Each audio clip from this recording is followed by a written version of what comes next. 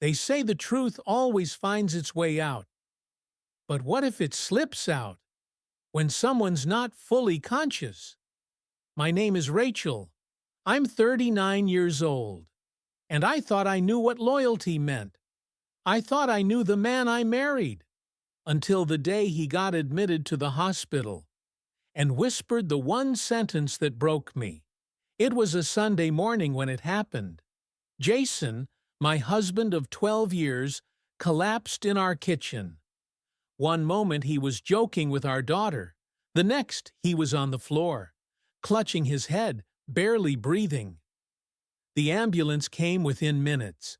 I still remember the sirens echoing down the street, my daughter's tears, my shaking hands dialing every number in my phone, hoping someone could tell me this wasn't happening. They said it was a hemorrhage, a small one, but serious enough to keep him sedated for observation. The doctors assured me he'd recover, that he'd just be a little disoriented. They were right, but they didn't prepare me for what he'd say when he woke up. He blinked, confused, muttering my name. I held his hand, smiling through tears, thinking, thank God, he's okay. But then he started talking. Is Emily okay? He asked. I paused. Emily? Our daughter's name is Lily, I said gently. His eyes darted around the room. He was struggling to make sense of where he was, who he was talking to. Then he whispered something I'll never forget. I didn't mean to hurt her. I was going to tell Rachel. I was going to leave. I swear to God he said it so softly, so sadly, like it was the truth he'd been carrying for years. Because it was. At first, I thought it was just confusion, maybe some dream, or something from a movie.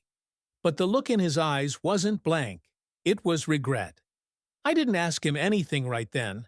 I let the nurses take over. But that night, I went home and I started digging. Emails, old messages, photos, and there she was. Emily, not a colleague, not a friend, a woman he'd been seeing for 6 years. 6. Suddenly, all the late nights at work made sense. The business trips, where he forgot to call. The cologne I didn't recognize. The odd messages he brushed off. I had chalked it up to marriage fatigue, life stress, or maybe even me. But it was her. It had always been her. And he was going to leave me for her. Until life, fate, whatever you want to call it, knocked him out cold before he could.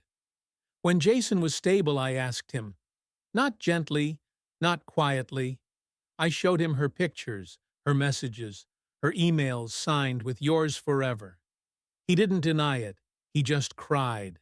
And what he said next made me question everything. She made me feel alive, he said, like I hadn't been breathing for years. I asked him, what about our daughter, our family, our promises? He looked at me like he didn't have an answer. Because he didn't.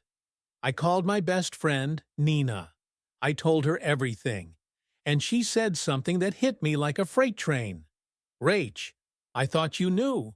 She had seen them once, years ago, holding hands at a bookstore, looking like they belonged to each other. She didn't say anything. She thought I knew, and had chosen to stay. How many others had known? How many had stayed silent? I had two choices: stay with a man who almost left me, who still had feelings for someone else, or walk away, take my daughter, and rebuild from the rubble. I chose the second. It wasn't brave. It was survival. It's been almost 2 years since the hospital. Jason is doing well. He's healthy, still tries to reach out, wants to co-parent, wants to talk. But I've built a new life. Not easy, but honest. No more half-truths. No more guessing games. Just me, my daughter, and peace. If you've ever felt like something was off, like the person you love is slowly slipping away, don't wait for the truth to whisper itself in a hospital bed. Look, listen, and when it hurts, don't be afraid to leave, because the worst betrayal is the one you never saw coming.